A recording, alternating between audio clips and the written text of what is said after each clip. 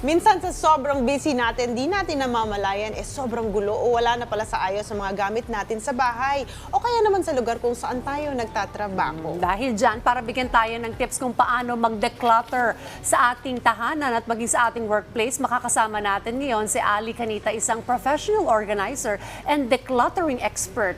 Welcome sa Rise and Shine Pilipinas. Ali, good morning. Good morning. Salamat. At good morning sa inyo saka sa lahat ng mga nanonood ng palabas natin ngayon, Rise and Shine Pilipinas. Okay, bilang panimula, maaari nyo ba ipaliwanag ano ba itong ibig sabihin ng decluttering? And anong ginagawa mo usually to declutter? Yeah.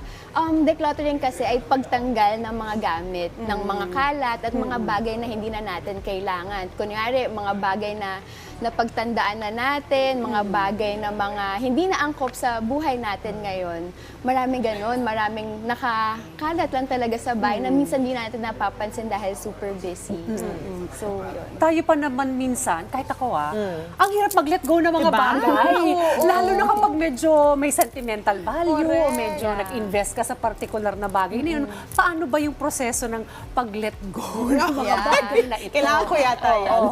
Kasi iba talaga siya sa paglilinis. Paglilinis, di ba, walis, ganyan. Pero pagka-declutter, ito talaga yung magdedesisyon ka eh. Ano ba yung mga kailangan ko? Ano ba yung mga kailangan ko dito sa bahay, sa trabaho? So, paano ba magsimula? Isipin mo muna, ano ba yung kailangan ko? Kung pagpasok ko sa opisina, o kaya pagpasok ko sa bahay, ano yung gusto kong maramdaman? Ano ba yung intention ko dito? May mga ibang bahay kasi gusto nila pagpasok ko sa bahay para na akong nakapahinga. Merong iba dahil may kapamilyang may sakit, gusto nila pagka nasa bahay yung parang mabilis mas magaling or makapahinga talaga. O kaya meron naman yung hybrid dahil condo, gusto ko sa area na to makapagtrabaho ako, pero sa area na to may area para sa mga anak ko. So napakadaming gamit talaga yung parang isipin mo, ano ba talaga yung kailangan ko? So, depende sa'yo dahil ikaw yung may-ari ng espasyo mo. So, yun ang simula. Intention, para saan ba itong space na ito?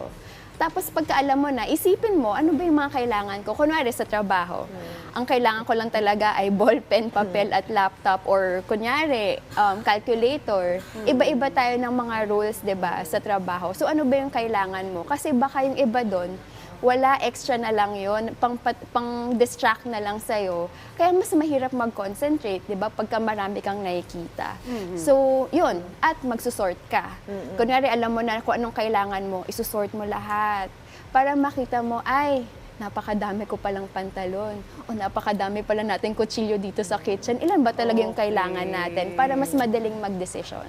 Okay, pero yun na nga yung sinabi mo, Diane, kasi maraming mga tao talagang hindi sila maka-let go because for some sentimental reason or purpose or value. But take us through the process. Pagka, let's say, pumasok ka sa bahay, say, sa bahay ni Diane, pumasok ka dito, paano to i-analyze nyo ba lahat? Ano yung proseso para ma-let go nung kliyente mo, yung kung ano man ang meron sila sa bahay? Kasi medyo, di ba, ang hirap nun emotionally. Siyempre, ang pinaka-anchor natin doon ay ano ba yung gusto nilang mangyari sa space nila. Pagkatapos, isusort namin lahat. Kunwari, ito ang lahat ng mga notebooks, ito lahat ng books, ito yung mga ganyan. Tapos may kita nila, ay, ganyan pala kadami. So, nagkakaroon ng clarity na parang, uy, alam ko na kung ano yung mga hindi ko kailangan. Doon pa lang, may isip na nila na, kasi sa una, kalat-kalat so hindi mo alam kung saan kang magsisimula. Pero ngayong nakasort na, mas madali nang makita. At ngayon ang tanong, dahil ito yung gusto mo sa space mo, alin sa mga dito ang hindi mo na kailangan o mga kailangan mo? Kasi yung iba, lalo na pahirap ng pahirap yan pagka may sentimental value niya, pahirap na ng pahirap yung tanong. Ang tanong naman ngayon, dahil may sentimental value siya, anong kalasing sentimental value ito? Nakakasaya ba sa'yo or nakakalungkot? Kung nakakalungkot, diba? Or nakakahila ba? Kasi baka ito yung nag-hold back sa'yo para mas maging masaya ka pagpasok mo sa bahay mo o kaya sa opisina mo. Ay, na-imagine ko lang, Diane, let's say kaya magde-declutter, baka umiiyak ako habang mag-declutter. Mga libro ng anak ko. Natural lang yun. Baka it's part of the process. Naalala ko kasi si Marie Kondo, isang sikat rin niya na professional organizer tsaka nag-declutter. Sabi niya sa mga damit, parang yakapin mo nga raw eh. Tingnan mo kung meron pang love na mararamdaman ka doon or something na emotions when you hold that particular thing or dress. So, do you also advise na may ganun ring process? Medyo ano siya, sa simula kasi para mas madali, kaya tayo nagkakaroon ng intention, para mas madaling magdesisyon, angkop pa ba siya sa buhay ko or hindi.